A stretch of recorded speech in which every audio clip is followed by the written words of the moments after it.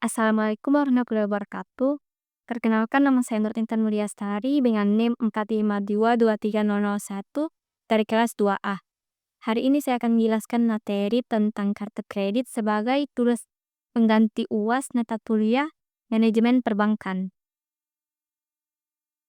Topik pembahasan hari ini ada 9, yaitu yang pertama definisi kartu kredit, yang kedua sejarah kartu kredit, yang ketiga bagian kartu kredit, yang keempat peralatan pendukung kartu kredit, yang kelima metode pembayaran kartu kredit, yang keenam keuntungan dan kerugian kartu kredit, yang ketujuh klasifikasi kartu kredit, yang kedelapan tips menggunakan kartu kredit dengan bijak, dan yang terakhir istilah penting dalam kartu kredit.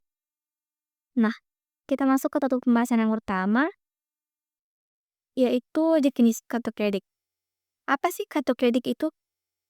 Kartu kredit merupakan alat pembayaran berbentuk plastik yang dikeluarkan oleh bank atau lembaga kepada nasabah untuk digunakan sebagai alat pembayaran dan pengambilan uang. Selanjutnya, topik pembahasan mengenai sejarah kartu kredit. Nah, yang pertama, awal mula konsep kartu kredit. Pada awal tahun 1900-an. Pada awal abad 20, beberapa toko besar dan perusahaan minyak di Amerika Serikat mulai memberikan kartu pelanggan atau charge card yang memungkinkan konsumen membeli barang dan membayar nanti.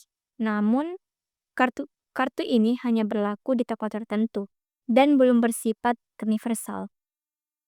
Selanjutnya yang kedua, kartu kredit pertama atau Dinaslov pada tahun 1950. Tahun 1950 menjadi tonggak sejarah penting. Dinaslov di Amerika Serikat meluncurkan kartu kredit pertama yang bisa digunakan di banyak tempat, tidak hanya di satu toko. Awalnya ini dibuat untuk keperluan bisnis, seperti makan di restoran dan ditujukan untuk konsumen kelas menengah atas. Yang ketiga, munculnya kartu kredit atau Bank Amerika pada tahun 1938. Pada tahun 1958, Bank of America mengeluarkan Bank Amerika yang merupakan pendahulu dari Visa. Ini adalah kartu kredit bank pertama yang diterbitkan secara massal kepada konsumen. Kartu ini memungkinkan pemegang kartu untuk membeli barang dari berbagai merchant dan membayar kemudian. Kemudian selanjutnya pertumbuhan dan persaingan Mastercard dan lainnya pada tahun 1966. Beberapa bank lainnya membentuk aliansi dan meluncurkan sistem kompetitor bernama Mastercard yang sekarang bernama Mastercard. Sejak saat itu, jaringan kartu kredit berkembang pesat, termasuk American Express, Discover, dan lainnya. Kemudian, era digital dan globalisasi pada tahun 1980 hingga tahun 2000. Dengan kemajuan teknologi, sistem kartu kredit makin canggih dan mendunia. Proses pembayaran menjadi lebih cepat dan keamanan mulai ditingkatkan. Dengan penggunaan pita magnetik melalui chip ANC pada tahun 1990-an. Kemudian yang terakhir, kartu kredit modern tahun 2000 hingga sekarang. Saat ini, kartu kredit telah menjadi bagian penting dari sistem keuangan global. Fitur seperti contactless payment atau NFC, e-statement, mobile banking, dan integrasi dengan e-wallet menjadikan kartu kredit semakin praktis dan aman. Sistem reward, cashback, hingga cicilan 0% juga menjadi daya tarik utama. Selanjutnya bagian kartu kredit. Nah, terbagi jadi dua, yaitu bagian depan kartu kredit itu ada yang pertama logo bank penerbit. Itu menunjukkan institusi keuangan yang mengeluarkan kartu kredit. Kemudian yang kedua, chip AMV yang menyimpan data secara terenkripsi dan digunakan untuk transaksi yang lebih aman dibandingkan dengan pita magnetik. Yang ketiga, nomor kartu kredit. Di sini ada 16 digit yang digunakan untuk identifikasi akun. Dibutuhkan saat melakukan transaksi online maupun offline. Kemudian yang keempat, tanggal kadaluarsa menunjukkan masa berlaku kartu. Transaksi tidak bisa dilakukan setelah tanggal ini kadaluarsa. Yang kelima, nama pemegang kartu. Ini menunjukkan siapa pemilik sah dari kartu kredit tersebut. Yang keenam, logo jaringan pembayaran atau KISA menunjukkan jaringan internasional yang digunakan seperti Visa, Mastercard, dan lain-lain. Menentukan tempat kartu dapat digunakan. Kemudian bagian belakang dari kartu kredit, yaitu yang pertama ada pita magnetik. Ini untuk menyimpan informasi kartu untuk dibaca oleh mesin gesek. Kemudian yang kedua, panel tanda tangan tempat pemilik kartu menandatangani. Yang ketiga, kode keamanan ada 3 digit, digunakan sebagai lapisan keamanan tambahan saat melakukan transaksi. Kemudian yang keempat ada logo jaringan tambahan atau plus. Yang kelima ada informasi kontak dan peringatan keamanan. Biasanya berupa teks kecil yang menjelaskan larangan penyalahgunaan dan kontak layanan pelanggan untuk pelaporan kartu hilang atau dicuri. Selanjutnya perawatan pendukung kartu kredit. Ada 3. Yang pertama, mesin elektronik data capture. Mesinnya digunakan oleh merchant untuk memproses transaksi kartu kredit atau debit. Yang kedua, mesin ATM. Fungsinya digunakan untuk menarik tunai, cek saldo, transfer, atau pembayaran menggunakan kartu kredit. Kemudian yang ketiga, aplikasi mobile banking atau e-wallet.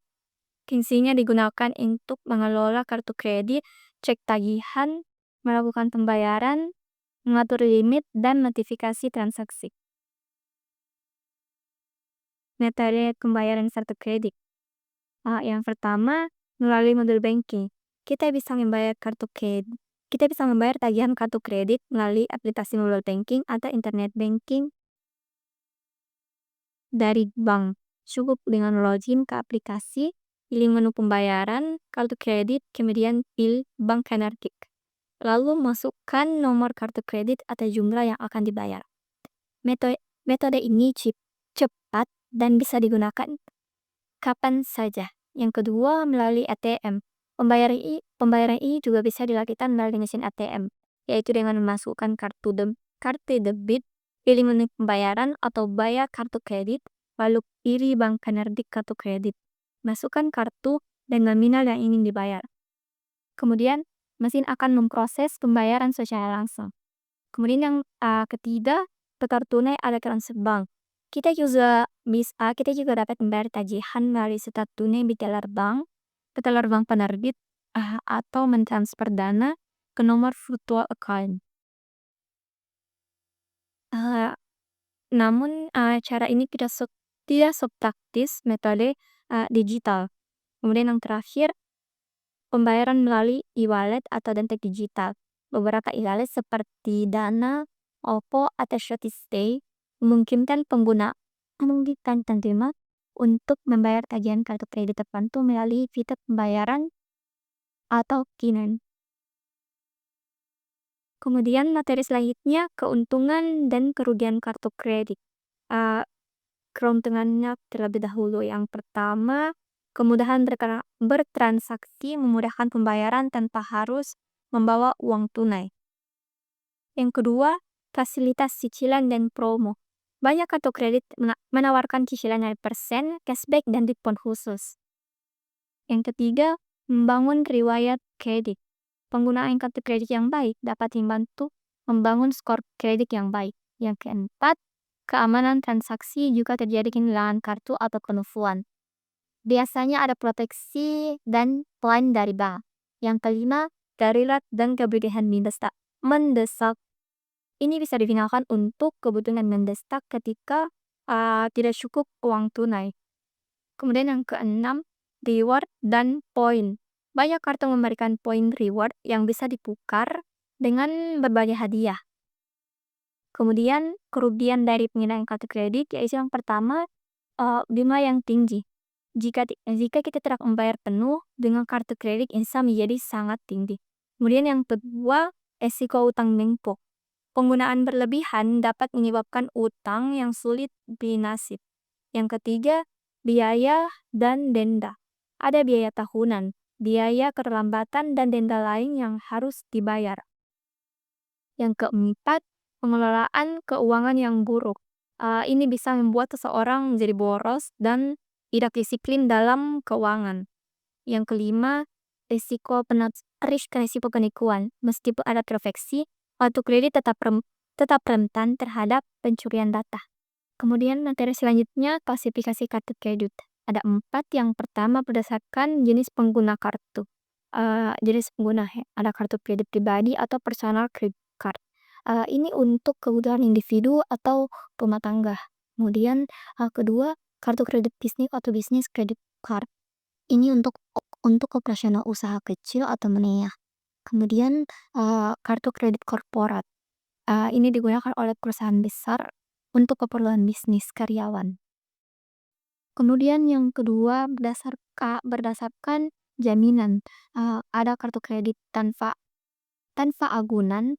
Ini tidak membutuhkan jaminan atau deposit, dan ini paling umum digunakan. Kemudian kartu kredit dengan agunan. Kartu kredit ini memerlukan dana jaminan, cocok untuk membangun atau memperbaiki riwayat kredit. Kemudian yang ketiga, berdasarkan limit dan fasilitas, seperti kartu reguler atau klasik atau standar, limitnya rendah dan fasilitasnya dasar. Kemudian ada kartu gold, itu limitnya menengah dengan lebih banyak fasilitas dan promo. Kemudian ada kartu platinum yang memiliki limit tinggi, lebih eksklusif dengan layanan tambahan. Ada juga kartu titanium atau infinite untuk nasabah premium dengan fasilitas mewah seperti long wage bandara atau concierge. Kemudian yang keempat, berdasarkan jaringan penerbit seperti Visa, jaringan internasional, ini diterima secara global. Kemudian ada Mastercard, jaringan luas, bersaing ketat dengan Visa. Kemudian ada American Express, premium dengan program loyalitas eksklusif. Kemudian ada Discover, Union Pay, dan lain-lain. Jaringan alternatif yang berkembang di wilayah tertentu. Kemudian materi terakhir yaitu istilah penting dalam kartu kredit. Yang pertama ada APR atau annual percentage rate, yaitu suku bunga tahunan. Yang kedua ada grace period, yaitu masa tenggang tanpa bunga. Yang ketiga ada over limit fee, yaitu denda jika belum digilir. Yang terakhir ada late fee, yaitu denda keterlambatan pembayaran. Dan terakhir ada kutipan dari Mays yang mengatakan bahwa you only live once, but if you do it right, one is enough, yang artinya Anda hanya hidup sekali. Tetapi jika Anda melakukannya dengan benar, maka sekali saja sudah cukup. Sekian dari saya. Mohon bila ada salah kata. Wassalamualaikum warahmatullahi wabarakatuh. Terima kasih.